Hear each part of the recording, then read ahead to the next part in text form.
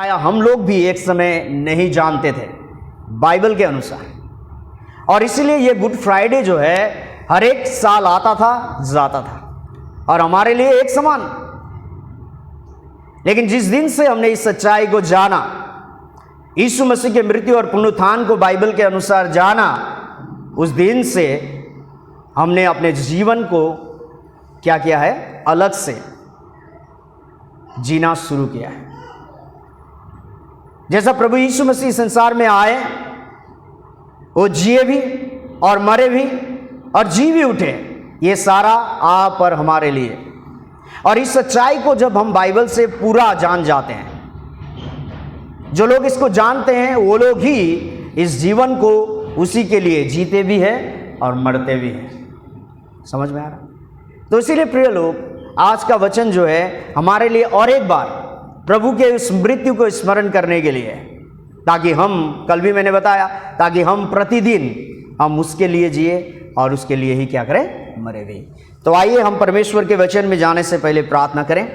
प्रभु, आपको धन्यवाद करते हैं आज के दिन के लिए जो आपने हमें दिया। आपको धन्यवाद करते हैं कि आपके सारे अनुग्रह, दया, कृपा, भलाई, विश्वासता जो आपने हम पर दिखाई है, इसके लिए विशेष धन्यवाद। और आज के दिन यहाँ जितने भाई बहन लोग हम लोग इकट्ठा हुए हैं, जो लोग फ़ोन के जरिए आपके वचन को सुन रहे हैं, प्रभु हम सभी को आशीष करें, ताकि प्रभु ये वचन हमारे मन में, हमारे आत्मा में छाप लग जाए, ताकि आने वाले दिनों में आज से लेकर जो हम थे उस तरह का नहीं, लेकिन आप हमें जी सकें। प्रभु धन्यवाद इस समय के लिए। बाकी के समय आपके हाथ में रखते हुए ये प्रार्थना यीशु प्रभु के नाम से मांगते हैं, आमीन। तो हम पढ़ेंगे आज लंबा पैसेज पढ़ेंगे, लंबा सा वचन को पढ़ेंगे। यूहन्ना रचित सुसमाचार 18 अध्याय का 28 से लेके 19 अध्याय का 30 पद तक। बहुत ही लंबा है ये। हम एक साथ पढ़ सकते हैं, यहाँ पर देख सकते हैं आप लोग, नहीं तो अपने अपने बाइबल को खोले, हम लोग एक साथ पढ़ने का कोशिश करें बाइबल से इस वचनों को, ठीक है। यूहन्ना रचित सुसमाचार 18 अध्याय का 28 से लेकर 19 अध्याय का 30 पद तक पूरा हम पढ़ेंगे। John chapter 18 verse 28 through 19 chapter up to 30। हम लोग इसको पढ़ेंगे धीरे धीरे। और वह यीशु को कैफा के पास से किले को ले गए और भोर का समय था, परंतु वे आप किले के भीतर न गए ताकि अशुद्ध ना हो, परंतु फसह खा सके। तब पिलातुस उनके पास बाहर निकल आया और कहा, तुम इस मनुष्य पर किस बात की नालिश अर्थात दोष करते हो? उन्होंने उसको उत्तर दिया कि यदि वह कुकर्मी न होता तो हम उसे तेरे हाथ न सौंपते। पिलातुस ने उनसे कहा, तुम ही इसे ले जाकर अपनी व्यवस्था के अनुसार उसका न्याय करो। यहूदियों ने उससे कहा, हमें अधिकार नहीं कि किसी का प्राण ले। यह इसलिए हुआ कि यीशु की वह बात पूरी हो जाए जो उसने यह पता देने हुए कही थी कि उसका मरना कैसा होगा। तब पिलातुस फिर किले के भीतर गया और यीशु को बुलाकर उससे पूछा, क्या तू यहूदियों का राजा है? यीशु ने उत्तर दिया, क्या तू यह बात अपनी ओर से कहता है या औरों ने मेरे विषय में तुझसे कही? पिलातुस ने उत्तर दिया, क्या मैं यहूदी हूँ? तेरे ही जाति और महायाजकों ने तुझे मेरे हाथ सौंपा, तो तूने क्या किया है? यीशु उत्तर दिया कि मेरा राज्य इस जगत का नहीं। यदि मेरा राज्य इस जगत का होता तो मेरे सेवक लड़ते कि मैं यहूदियों के हाथ सौंपा न जाता, परंतु अब मेरा राज्य यहाँ का नहीं। पिलातुस ने उससे कहा, तो क्या तू राजा है? यीशु उत्तर दिया कि तू कहता है कि मैं राजा हूँ। मैंने इसीलिए जन्म लिया और इसीलिए जगत में आया हूँ कि सत्य पर गवाही दूँ। जो कोई सत्य का है वह मेरा शब्द सुनता है। पिलातुस ने उससे कहा, सत्य क्या है? और यह कहकर वह फिर यहूदियों के पास निकल गया और उनसे कहा, मैं तो उसमें कुछ दोष नहीं पाता, पर तुम्हारी यह रीति है कि मैं फसह में तुम्हारे लिए एक व्यक्ति को छोड़ दूं। सो क्या तुम चाहते हो कि मैं तुम्हारे लिए यहूदियों के राजा को छोड़ दूं? तब उन्होंने फिर चिल्लाकर कहा, इसे नहीं, परंतु हमारे लिए बरअब्बा को छोड़ दे। और बरअब्बा डाकू था। 19 1 से लेकर 30 पद। इस पर पिलातुस ने यीशु को लेकर कोड़े लगवाए और सिपाहियों ने कांटों का मुकुट गोंद कर उसके सिर पर रखा और उसे वैजनी वस्त्र पहनाया और उसके पास आकर कहने लगे हैं, हे यहूदियों का राजा, प्रणाम, और उसे थप्पड़ भी मारे। तब पिलातुस ने फिर बाहर निकलकर लोगों से कहा, देखो, मैं उसे तुम्हारे पास फिर बाहर लाता हूं, ताकि तुम जानो कि कुछ भी दोष नहीं पाता। तब यीशु कांटों का मुकुट और वैजनी वस्त्र पहने हुए बाहर निकला और पिलातुस ने उनसे कहा, देखो यह पुरुष। जब महायाजक और प्यादों ने उसे देखा तो चिल्लाकर कहा कि उसे क्रूस पर चढ़ा। पिलातुस ने उनसे कहा, तुम ही उसे लेकर क्रूस पर चढ़ाओ, क्योंकि मैं उसमें दोष नहीं पाता। यहूदियों ने उसको उत्तर दिया कि हमारी भी व्यवस्था है और उस व्यवस्था के अनुसार वह मारे जाने के योग्य है, क्योंकि उसने अपने आप को परमेश्वर का पुत्र बनाया। जब पिलातुस ने यह बात सुनी तो और भी डर गया और फिर किले के भीतर गया और यीशु से कहा, तू कहाँ का है? परंतु यीशु उसे कुछ भी उत्तर न दिया। पिलातुस ने उससे कहा, मुझसे क्यों नहीं बोलता? क्या तू नहीं जानता कि तुझे छोड़ देने का अधिकार मुझे है और तुझे क्रूस पर चढ़ाने का भी मुझे अधिकार है? यीशु ने उत्तर दिया कि यदि तुझे ऊपर से न दिया जाता तो तेरा मुझ पर कुछ अधिकार न होता। इसीलिए जिसने मुझे तेरे हाथ पकड़वाया है उसका पाप अधिक है। इससे पिलातुस ने उसे छोड़ देना चाहा, परंतु यहूदियों ने चिल्ला कर कहा, यदि तू इसको छोड़ देगा तो तेरी भक्ति कैसर की ओर नहीं। जो कोई अपने आप को राजा बनाता है वह कैसर का सामना करता है। यह बातें सुनकर पिलातुस यीशु को बाहर लाया और उस जगह एक चबूतरा था जो इब्रानी में गबता कहलाता है, और न्याय आसन पर बैठा। यह फसर की तैयारी का दिन था और छठे घंटे के लगभग था। तब उसने यहूदियों से कहा, देखो, यही है तुम्हारा राजा। परंतु वे चिल्लाए कि ले जा, उसे क्रूस पर चढ़ा। पिलातुस ने उनसे कहा, क्या मैं तुम्हारे राजा को क्रूस पर चढ़ाऊं? महायाजकों ने उत्तर दिया कि कैसर को छोड़ हमारा और कोई राजा नहीं। तब उसने उसे उनके हाथ सौंप दिया ताकि वह क्रूस पर चढ़ाया जाए। तब वो यीशु को ले गए और वह अपना क्रूस उठाए हुए उस स्थान तक बाहर गया जो खोपड़ी का स्थान कहलाता है और इब्रानी में गुलगथा। वहां उन्होंने उसे और उसके साथ और 2 मनुष्य को क्रूस पर चढ़ाया, एक को इधर और एक को उधर, और बीच में यीशु को। और पिलातुस ने एक दोष पत्र लिखकर क्रूस पर लगा दिया और उसमें यह लिखा हुआ था, यीशु नासरी, यहूदियों का राजा।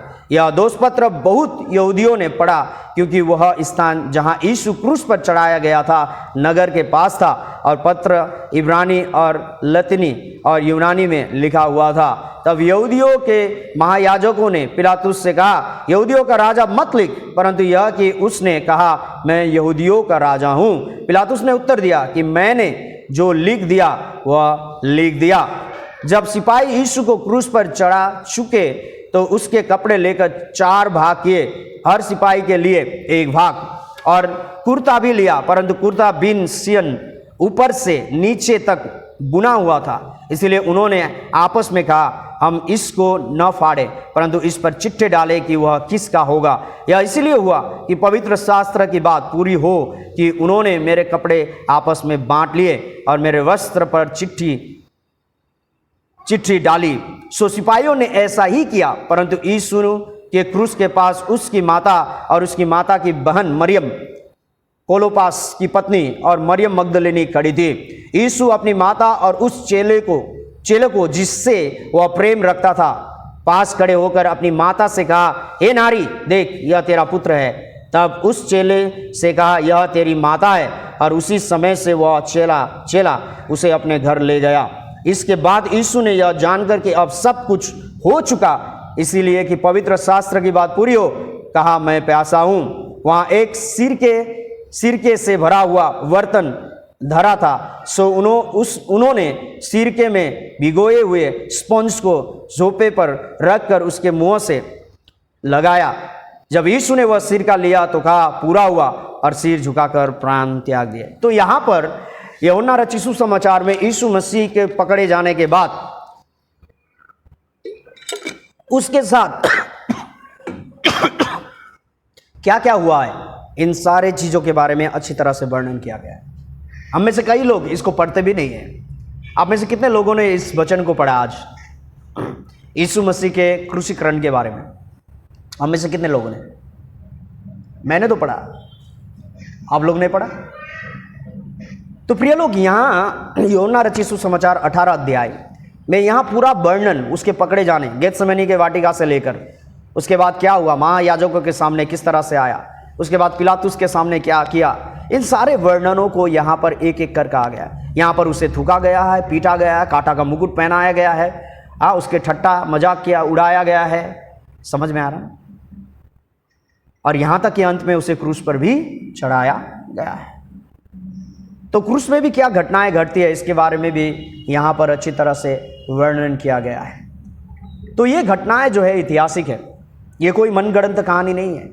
कई लोग इसको मनगढ़ंत कहानी के हिसाब से लेते हैं, और इसीलिए यहां तक कि दुख की बात है कि अपने को मसीह कहने वाले लोग भी इस घटना को अपने लिए अच्छी तरह से बाइबल के अनुसार उसे समझ कर नहीं लेते हैं, उस पर विश्वास नहीं करते, जिसके वजह से उनका उद्धार क्या है, असंभव है। उनमें से हम लोग भी थे एक समय। प्रिय लोग, मैंने कल भी बताया कि आज संसार इस गुड फ्राइडे को मना रहा है, पर आप कहें तो मसीहों का जो बड़े बड़े उत्सव होता है, जैसा कि क्रिसमस हुआ, जैसा कि पाम संडे हुआ, मैंने आपको बताया, और उसी तरह से आज गुड फ्राइडे है, और आने वाले रविवार ईस्टर है। इन सारे चीजों को वो लोग मनाते हैं, संसार मनाता है, जानता है, कैलेंडर में लिखा गया है, इंग्लिश कैलेंडर में भी इस बात को क्या कह रहे हैं, उल्लेख किया गया है। लेकिन क्या सभी लोग बाइबल के अनुसार इस सच्चाई को जानते हैं? क्या हम में से यहां लोग जितने लोग बैठे हुए हैं, क्या हम लोग, जो लोग सुन रहे हैं, क्या हम लोग जानते हैं इस सच्चाई को कि हम लोग भी उन यहूदियों की तरह परंपरा को फॉलो कर रहे हैं, उन यहूदियों की तरह उस सच्चाई को ना जानकर एक परंपरा को हम फॉलो कर रहे हैं, रीति रिवाजों को फॉलो कर रहे हैं, पर्वों को फॉलो कर रहे हैं? अगर ऐसा कर रहे हैं तो यशायाह नबी का पुस्तक 1 अध्याय में प्रभु ने कहा है, ये सारा चीज मुझे नहीं चाहिए, इन सारा चीज मेरे लिए मत करो, मुझे जरूरत नहीं है, ये सारा घृणित वस्तुएं हैं, मुझे पसंद नहीं है।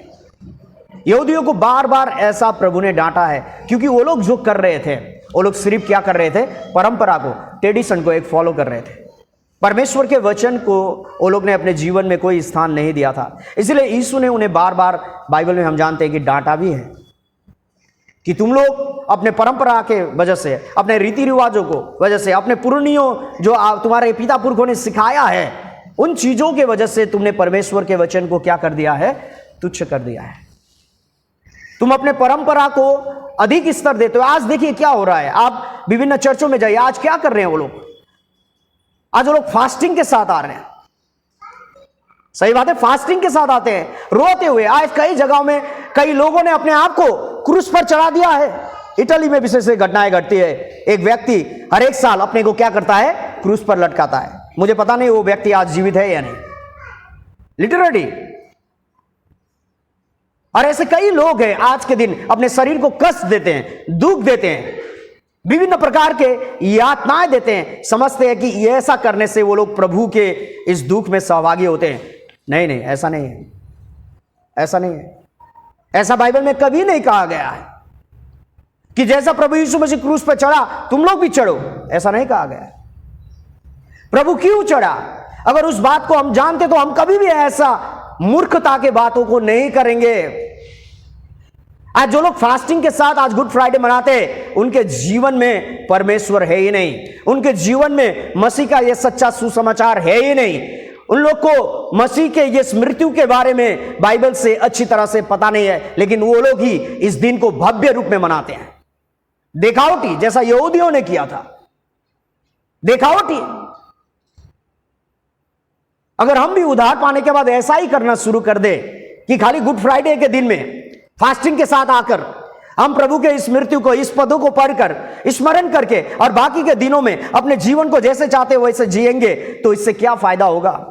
मैंने पहले भी बताया, प्रभु इससे प्रसन्न नहीं होता। प्रिय लोग, यहूदी लोग भी यही करते थे। बाकी के दिनों में वो लोग जैसा चाहे वैसा ही जीवन जिया, लेकिन जब वो लोग मिलाप के तंबू में आते थे, जब वो मंदिर में आते थे, पर्वों को मनाने के लिए बहुत ही पवित्र अपने आप को बनाकर आते थे, लगता है कि परमेश्वर उन्हें ग्रहण करेगा, उनके भेंटों को ग्रहण करेगा, लेकिन परमेश्वर ने नहीं किया। प्रिय लोग, हमें ऐसा गलती नहीं करना चाहिए, हमें कदापि नहीं करना चाहिए।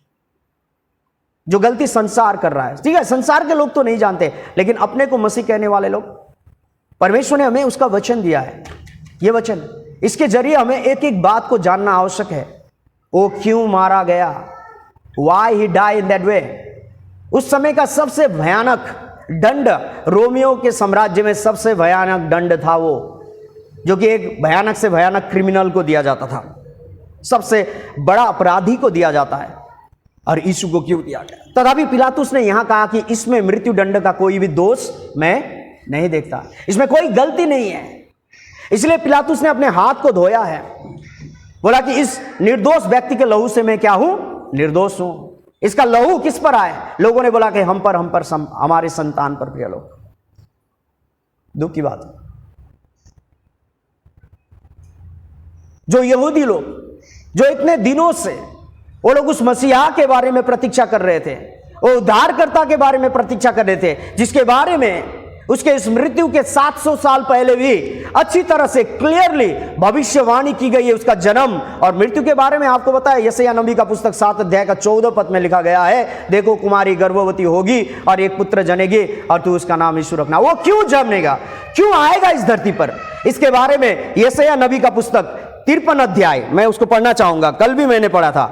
यशायाह नबी का पुस्तक 53 अध्याय, वो जन्म लेगा कुमारी के गर्भ से निष्कलंक पुरुषा के रूप में, लेकिन क्यों लेगा, किसके वजह लेगा, और उसके इस संसार में जन्म लेने के पीछे क्या उद्देश्य है, इसके बारे में यशायाह 53 अध्याय मैं 4 से लेकर 6 पद को पढ़ना चाहूंगा।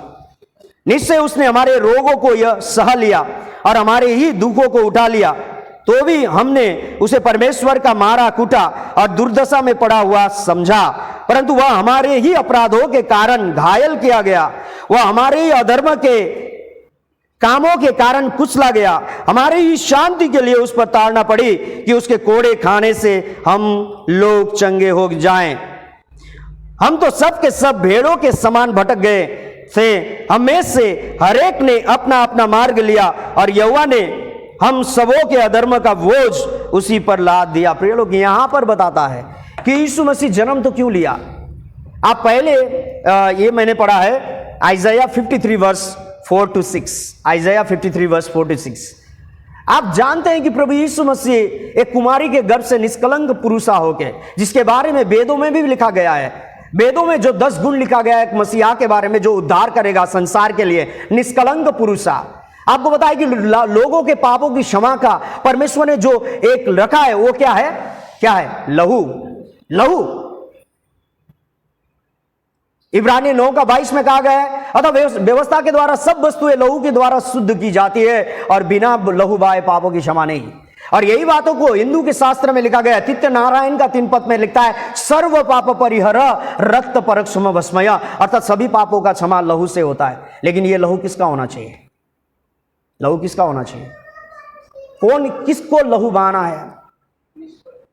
लेवी व्यवस्था 17 का 11 पद में लिखा गया है कि सभी जीवधारी का प्राण क्या हो? लहू में होता है, और यही लहू को तुम्हारे प्राणों के प्रयाश्चित के लिए वेदी पर चढ़ाने के लिए दिया है, क्योंकि प्राणों के कारण लहू से ही प्रयाश्चित होता है, और कोई प्रयाश्चित नहीं। आपके अच्छे काम नहीं, आपके धर्म कर्म नहीं, वो तो मैले चित्रों के समान है। यशायाह 64 का 6 पद में लिखा गया है, हम सब के सब अशुद्ध मनुष्य से, हमारे धार्मिकता का काम सब के सब मैले चित्रों के समान है, गंदा कपड़ा है, और हमारे अधर्मों ने हमें उड़ा दिया है, नरक के ओर ले गया है।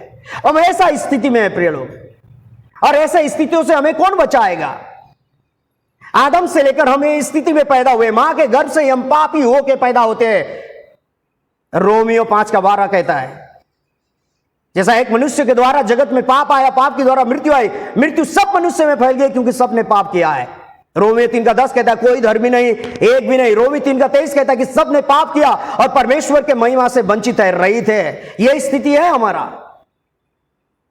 अगर हम अपने पापों से उद्धार पाना चाहते तो उपाय क्या है? उपाय परमेश्वर ने एक ही व्यवस्था उत्पत्ति के पुस्तक 3 अध्याय में रखा है। स्त्री से पैदा हुआ निष्कलंक पुरुष, वही पापों का क्या करेगा? क्षमा करेगा। कैसा? उत्पत्ति 3 अध्याय के 21 पद में आदम और हवा के लिए पहला लहू बहाया गया, एक पशु का बलिदान हुआ। आदम और हवा के बदले में उनको मारा गया, उनके पापों के बदले में, और उस पशु के लहू के द्वारा आदम और हवा के पापों का क्षमा किया गया। और परमेश्वर ने उसी का चमड़ा निकालकर उनको चमड़े के अंदर रखे रखा गया। क्षमा का दान प्रभु ने दिखाया। यशायाह 61:10 में कहा गया कि परमेश्वर को धन्यवाद करता हूं क्योंकि तूने उद्धार का वस्त्र मुझे पहनाया है, धार्मिकता की चादर से उड़ाया है। यह है, एक पापी को परमेश्वर धार्मिकता देना चाहता है, और वो धार्मिकता केवल उसके पापों की क्षमा से होता है, और उनके पापों का क्षमा केवल परमेश्वर के लहू से होता है। निष्कलंक पुरुषा, और यह निष्कलंक पुरुषा, दूसरा श्लोक हिंदू शास्त्र में कहा गया, तितनाय का 3 पद का दूसरा श्लोक करता है तदीति रक्त परमात्मा पूर्ण दानव भस्मय, अर्थात ये लहू ईश्वर का होना चाहिए, किसी और का लहू नहीं। अगर पापी लोग अपने पापों से क्षमा पाना चाहता है, स्वर्ग जाना चाहता है, तो उनके पापों की क्षमा के लिए एक ही उपाय है, ईश्वर का लहू। और ये ईश्वर कैसा पैदा होगा? महाभविष्य पुराण के 3 खंड के 32 पद में साफ से लिखा गया है। 18 पुराण है हिंदुओं का, और जो यशायाह 7 का 14 में लिखा गया है, वही बात को वहां पर कई हद तक लिखा गया है। मेरे पास महाभविष्य पुराण भी है, 3 खंड के 32 पद में साफ से लिखा गया है। सारीबान राजा के साथ उसका जब मिलन होता है, ये बात कहा गया है कि कुमारी के गर्भ से जन्म लेने वाला मैं ही ईसा मसीह हूं। प्रिय लोग, प्रभु यीशु मसीह का कोई अचानक इस संसार में आना नहीं हुआ। प्रभु यीशु मसीह का अचानक क्रूस पर जाकर यहूदियों के हाथ में सौंपा जाना, क्रूस पर चढ़ाया जाना, ये अचानक नहीं है। बार बार बाइबल ने अभी कहा है कि ये जैसा शास्त्रों में लिखा गया था उसके मुताबिक, और शास्त्रों में यही बात लिखा गया है कि मसीहा जब आएगा निष्कलंक होकर आएगा, निष्पाप होकर, पापियों के पापों को उठाने के लिए, उनके पापों को धोने के लिए आएगा। और इसी के लिए यीशु मसीह आया। और वेदों के मुताबिक 10 जो गुण होते हैं वो 100% यीशु मसीह में पाया जाता है। वो सर्वप्रथम निष्कलंक पुरुषा होना चाहिए, निष्पाप। और हमें पता है कि यीशु मसीह का जन्म भी निष्पाप हुआ। क्यों? क्योंकि उसके पवित्र लहू से हमारे पापों का क्या हो सके? क्षमा हो सके। यही काम के लिए आया। प्रिय लोग, इस सच्चाई को जानना बहुत जरूरी है, और इस सच्चाई को जानने वाले जो हम हैं, इस सच्चाई को लोगों तक पहुंचाना बहुत जरूरी है। क्योंकि जब तक इस सच्चाई को बाइबल अनुसार हम लोगों तक नहीं पहुंचाएंगे, कोई भी स्वर्ग नहीं जा सकता। और यही बात को प्रभु यीशु मसीह ने भी, इस बात को साफ से कहा गया है। बार बार उसने कहा कि मैं इस संसार में आया हूं, क्या के लिए? मरने के लिए। मारा जाऊंगा, मैं पापियों के हाथ में सौंपा जाऊंगा, मारा जाऊंगा, गाड़ा जाऊंगा, तीसरे दिन में जी उठूंगा, जिसके बारे में आने वाले रविवार को हम देखेंगे, परसों, उसके पुनरुत्थान के बारे में। लेकिन आज हम उसके मृत्यु के बारे में थोड़ा गहरे देख रहे हैं, स्टडी कर रहे हैं, क्योंकि जरूरी है। प्रिय लोग, हम ये बात वचन को बार बार सुनते हैं, लेकिन क्या आपके मन में ये है? क्या आपके जीवन में ये है? क्या आप इसे व्यक्तिगत हिसाब से लोगों तक पहुंचाने का काम कर रहे हैं? क्योंकि यीशु मसीह का मृत्यु जो है ना, आज से 2000 साल पहले, ये ऐतिहासिक है, और उसके होने से हजारों साल पहले उसके बारे में भविष्यवाणी की गई थी। और उसके ठीक क्रूस पर जाने का 700 साल पहले मैंने आपको पढ़ के सुनाया, यशायाह 53 अध्याय में साफ से लिखा गया है कि वो कोड़े क्यों खाएगा, उसका शरीर घायल क्यों किया जाएगा, वो लहू क्यों बहाएगा। क्यों? क्योंकि उसके ऊपर में परमेश्वर पिता ने हमारे पापों को बोझ रख दिया था। क्या रख दिया था? पापों को बोझ। अगर वो इस पापों के बोझ को लेकर उसके पवित्र लहू को नहीं बहाता, तो हम में से कोई भी स्वर्ग नहीं जा सकता, कोई भी नहीं। क्योंकि स्वर्ग और पृथ्वी में एक ही नाम है और एक ही काम है, वो है यीशु मसीह नाम, उसी का काम। और इसीलिए यहां पर हमने देखा कि प्रभु यीशु मसीह जो काम को करने के लिए इस दुनिया पे आया था, उस काम को उसने पूरा कर दिया। इसीलिए यूहन्ना 19 अध्याय का 30 पद में जब उसने ये पता चला कि सब कुछ पूरा हो गया, उसने कहा प्यास लगा। और उसके बाद उसने क्या किया? जब उसे सिरका लगा गया, उसने कहा कि पूरा हुआ। क्या पूरा हुआ? पापियों के लिए बलिदान होने का काम, पापियों के लिए लहू बहाने का काम, जिसके लिए वो आया भी था। इब्रानियों 10 अध्याय, इब्रानियों 10 अध्याय, इब्रानियों 10 अध्याय मैं पढ़ना चाहूंगा 1 से लेकर 10 तक। इब्रानियों 10 अध्याय के 1 से लेकर 10। Hebrews chapter 10 1 to 10। क्योंकि व्यवस्था जिसमें आने वाली अच्छी वस्तुओं का प्रतिबिंब है पर उसका असली स्वरूप नहीं, इसलिए उन एक ही प्रकार के बलिदानों के द्वारा जो प्रतिवर्ष अचूक चढ़ाए जाते हैं पास आने वालों को कदापि सिद्ध नहीं कर सकता, नहीं तो उनका चढ़ाना बंद क्यों ना हो जाता। इसीलिए जब सेवा करने वाले एक ही बार शुद्ध हो जाते तो फिर उनका विवेक उन्हें पापी न ठहराता, परंतु उनके द्वारा प्रतिवर्ष पापों का स्मरण हुआ करता है, क्योंकि यह अनहोना है कि बैलों और बकरों का लहू पापों को दूर कर दे। यहां पर साफ से लिखा गया है कि परमेश्वर ने जो व्यवस्था पापियों के पापों की क्षमा के लिए लहू का रखा था उसको हाबेल ने पूरा किया। उसे इजरायलियों को व्यवस्था के रूप में, छुटकारा के व्यवस्था के रूप में परमेश्वर ने दिया, जो कि 7 महीना का 10वां दिन में हर एक बार महाप्रयाश्चित के दिन में वो लोग करते थे। उस मेमने को बलिदान करते थे, भेड़ों का बलिदान करते थे, बकरों का बलिदान करते थे, बछड़ों का बलिदान करते थे, जिसके द्वारा इजरायलियों का 1 साल का पाप क्षमा होता था। ये क्या है? एक प्रतिवर्ष चढ़ाया जाता था। ये भेड़ों और बकरों के लहू से उनके पाप क्षमा नहीं, स्मरण होता था। वो लोग पापी हैं और उनके पापों का क्षमा केवल लहू से होता है, इस बात का स्मरण उन्हें दिलाता था। परमेश्वर उनके 1 साल के पापों को क्षमा करता था, लेकिन फिर उस बात को वो लोग स्मरण करते थे कि हम अभी भी पापी है, हमें बलिदान। तो साल में एक बार 7 महीना का 10वां दिन महाप्रयाश्चित के दिन में वो लोग मिलाप के चारों तंबू के चारों ओर इकट्ठा होकर महायाजक पशु का बलिदान करके महापवित्र स्थान में जाता था। और महापवित्र स्थान में जो संदूक होता था, उस संदूक के आगे और उसके ऊपर में 7 बार लहू को छिड़कता था, और इस तरह से इजरायलियों को 1 साल के पाप क्षमा होता था, जो कि एक प्रतिबिंब था। किसका? असली स्वरूप। यह असली स्वरूप कौन है? जिसके द्वारा मनुष्य का 1 साल के नहीं, अनंत काल के लिए पाप क्षमा होगा। इसके बारे में 5 से लिखता है, इसी कारण वह जगत में आते समय कहता है, बलिदान और भेंट तूने न चाही, पर मेरे लिए एक देह तैयार की। होम बलियों और पाप बलियों से तू प्रसन्न नहीं हुआ। तब मैंने कहा, देख मैं आ गया हूं, पवित्र शास्त्र में मेरे विषय में लिखा हुआ है, ताकि हे परमेश्वर तेरी इच्छा पूरी करूं। ऊपर तो वह कहता है, न तूने बलिदान और भेंट और होम बलियों और पाप बलियों को चाहा और न उससे प्रसन्न हुआ, यद्यपि यह बलिदान तो व्यवस्था के अनुसार चढ़ाए जाते हैं। फिर यह भी कहता है, देख मैं आ गया हूं, ताकि तेरी इच्छा पूरी करूं। अतः वह पहले को उठा लेता है ताकि दूसरे को नियुक्त करे। उसी इच्छा से हम यीशु मसीह के देह के एक ही बार बलिदान चढ़ाए जाने के द्वारा पवित्र किए गए हैं। प्रिय लोग, पहला वाला उठा दिया। पहला वाला कौन? प्रतिबिंब था, पशु बलिदान नहीं रहा। लेकिन आज मुस्लिम लोग यही करते हैं, हिंदू लोग कई मंदिरों में यही करते हैं, जो कि एक प्रतिबिंब को फॉलो करते हैं। यहूदी लोग भी फसर के दिन में यही करते हैं। लेकिन एक प्रतिबिंब है जिसके द्वारा किसी को भी अनंत काल के लिए क्षमा नहीं मिलेगा। अगर उन्हें अनंत पापों की क्षमा चाहिए तो केवल यीशु मसीह है जिसने अपने कामों को सिद्ध कर दिया। वो मेमना हमें पता है, और कोई नहीं। कौन है? यीशु मसीह है। यूहन्ना 1:29 में कहता है, देखो परमेश्वर का मेमना जो जगत का पाप उठा ले जाता है। जगत का पाप परमेश्वर ने उस पर डाल दिया, उसने उठाया और उसके लिए अपने एक एक बूंद लहू को बहाया। अगर यूहन्ना रचित सुसमाचार अगर नीचे और पढ़ेंगे, आप पढ़ते जाएंगे यहां पर, तो एक सिपाही ने आकर कंफर्म करने के लिए कि यीशु मरा कि नहीं, बाकी के 2 चोरों का पैर तोड़ देता है और यीशु को क्या करता है? बर्छे से उसका पंजर पर मारता है और लहू और पानी निकल जाता है। कंफर्म होता है कि वो मारा गया। लेकिन बाद में अफवाह फैलाया जाता है कि यीशु मसीह मरा नहीं था, लेकिन कंफर्म किया गया है कि वो मारा गया अवश्य ही, और इसके बाद उसे निकाल कर कब्र में रखा जाता है। प्रिय लोग, ये घटना ऐतिहासिक है और इसके बारे में हमें प्रचार करना है। प्रचार करने से पहले हमें जानना जरूरी है कि यीशु मसीह मारा गया तो किसके लिए?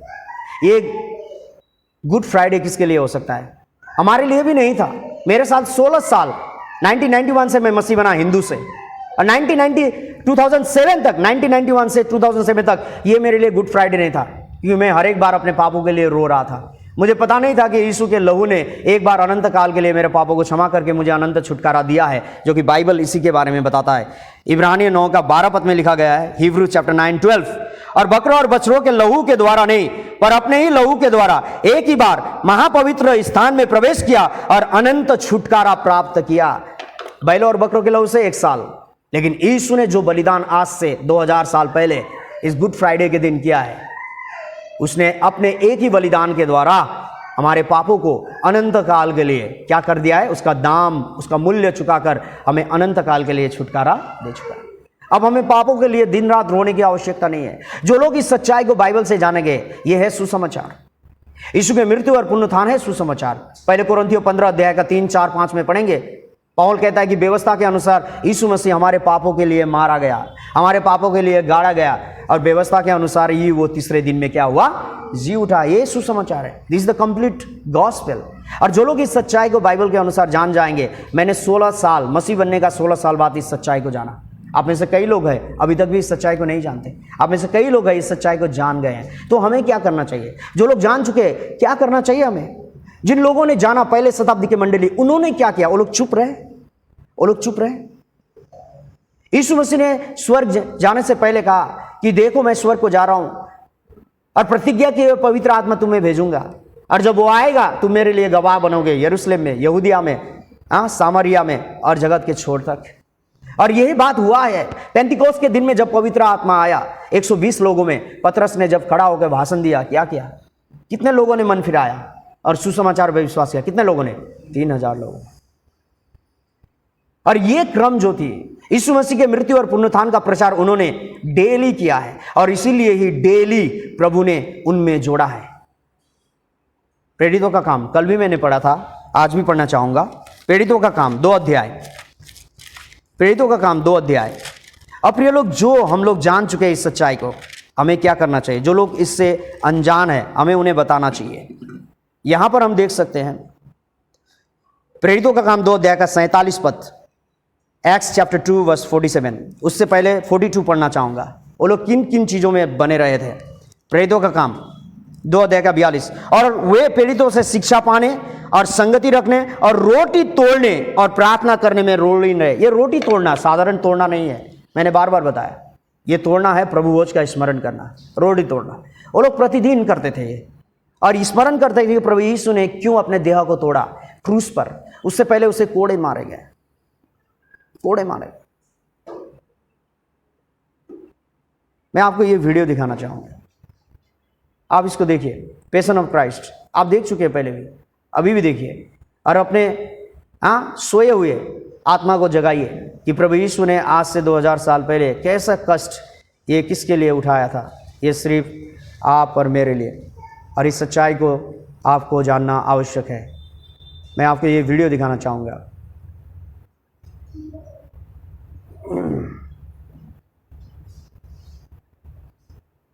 क्या किया उसके बाद आप देख सकते हैं। प्रेरितों के काम में पवित्र आत्मा जब उनमें आया, उन्होंने इस चीज़ को प्रतिदिन स्मरण किया था, प्रतिदिन, हर एक दिन, और जिसके वजह से इसका प्रचार भी उन लोगों ने प्रतिदिन किया है, हर एक दिन। प्रिय लोग, आप और हम क्या कर रहे हैं? इसीलिए प्रभु ने यहाँ पर क्या किया है? 47 पद, प्रेरितों का काम 2 अध्याय का 47, एक्ट्स चैप्टर 2 वर्स 47। और परमेश्वर की स्तुति करते थे, और सब लोग उनसे प्रसन्न थे, और जो उद्धार पाते थे उनको प्रभु प्रतिदिन उनमें मिला देता था। प्रतिदिन, केवल गुड फ्राइडे के दिन नहीं, केवल इस विशेष दिन में नहीं, क्योंकि हम में से कई लोग इसी विशेष दिन में हम लोग प्रभु के इस मृत्यु को स्मरण करते हैं। लेकिन जिन लोगों ने, पहले शताब्दी की मंडलियों ने प्रभु के मृत्यु को प्रतिदिन वो रोटी तोड़ते हुए उन्होंने स्मरण किया था कि वो देह जो है उनके लिए और सारे मनुष्य जाति के लिए तोड़ा गया है, सारे मनुष्य जाति। और लहू जो बहाया गया वो सबके लिए बहाया गया है, और सारे पापियों का अधिकार है इस सच्चाई को जानने के लिए। लेकिन जानेंगे कैसे? अगर हम इस सच्चाई को जानने के बाद भी हम स्वार्थी हो जाते हैं और इस सच्चा सुसमाचार को अपने में सीमित रखते हैं, तो हमारे परिवार के लोग, हमारे अपने लोग, हमारे देशवासी, हमारे माता पिता, हमारे बच्चे, हमारे बीवी, पति, उनमें से कई लोग आज नरक जा रहे हैं। प्रिय लोग, हम क्या कर रहे हैं? हम क्या कर रहे हैं? इस सच्चाई को जानने के बाद क्या पहले शताब्दी के विश्वासियों का तरह इस सच्चाई को लोगों तक पहुंचाने के लिए क्या हमने अपने प्राणों की आहुति दिया है?